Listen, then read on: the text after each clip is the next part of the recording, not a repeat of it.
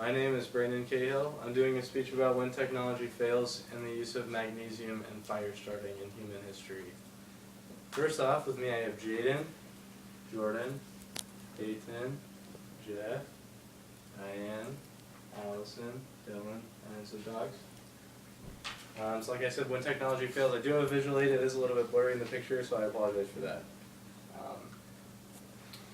So fire, the first controlled use was recorded about 790,000 years ago. That's when it wasn't running rampant through with forest fires and that kind of thing.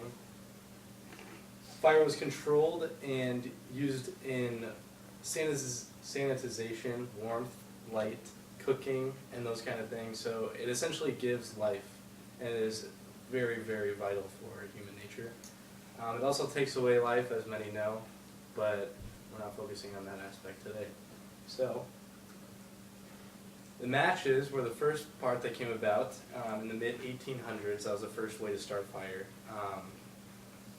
Lighters soon followed, and then electricity was last, and that's what we rely on now. So what I want to focus on in this speech is to get the audience to move away from depending on electricity to live. And the first way of doing that is with fire, because it is so essential, as I explained before.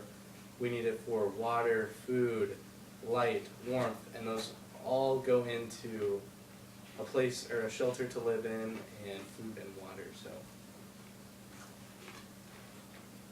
I want to go through a couple of the disasters of the world that were a little bit impacted by technology. First off was the Black Tuesday crash of 1929, which was the ridiculous stock market crash that left many people just devastated, all their money gone. Right now, that's definitely a possibility, and everybody knows that because we have had some really huge scares in the stock market recently in the early 2000s, and technology is just, as we've learned, it's not extremely dependable. So, also the Cold War, and going along with that, nuclear warfare. When weapon advancement has got even bigger recently in bigger countries and in our country here, we start leaning on warfare that can potentially destroy everything, including electricity and everything that we live with now, so our life would never be the same, which would be really difficult, and I don't think a lot of people would know how to live without the stuff that we have around us right now. Finally, Y2K, which never happened, but I think that was also one of the hugest points in the recent 15 or so years, where there was a huge technology scare about whether we could actually pull through or not. So my main point is that when lights go out, flint is the spark that will help us, and it is essential to know how, and it is essential to turn away from electronics. I am extremely credible on this subject, as I have taken many camping trips to Colorado without the use of any packed food, water, anything like that. I relied on flint alone with my family, and it was a real eye-opener, and I was able to survive.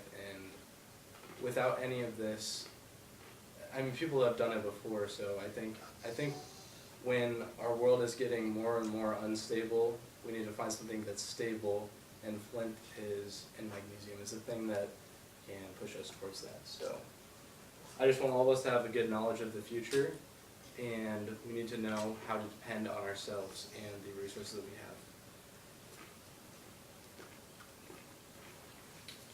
First, when starting a fire with magnesium, you need to gather resources and dry sticks into a small bundle.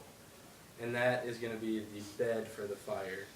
So you're going to need to grab anything that's around you, such as leaves or anything dry, just so the fire won't die out really fast.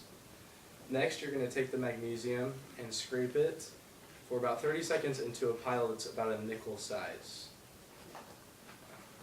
Finally, you're going to turn the flint or the magnesium piece over and strike it with a knife that usually comes with it. And that will start fire with this little thing. So it's super cool, and like I said, you could cook food and sanitize it. You also sanitize water. It can give you a place to see, and it can keep you warm. So it is super essential to know how to do this. And then you also just add some more resources to make the fire grow. It's as extremely practical and cost effective. Instead of using stoves and spending a ton of money on relying on everything, including our money, and putting it all into our electronics now, we're using this to survive. So to save a ton of money, it's very practical. We also can't predict the future. That goes along with a major struggle right now, including zombies, which is a very real scenario. If there is a zombie apocalypse coming up soon, there could be a lot of devastation with people running through houses, and we don't know what could happen if all of our resources and computers get smashed by ourselves. So we must know through all of this not to rely on electricity. And finally, I just want to say that in a world that is never promised, we need to have a backup plan.